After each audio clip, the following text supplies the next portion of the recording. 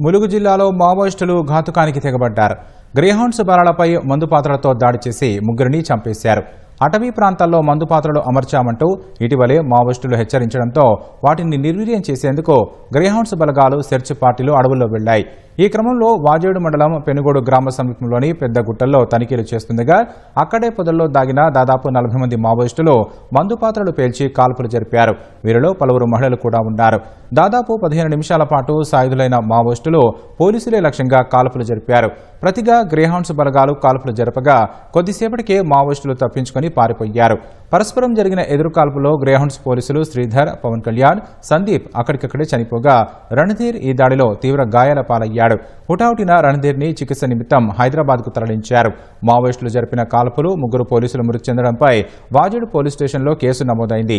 Greyhounds బలగాల రాక తెలుసుకుని మావోయిస్టులు పక్కా వ్యూహంతో ముందు పాత్రలు పేల్చి కాల్పులు జరపడంతో ఈ దుర్ఘటన చోటు చేసుకుంది.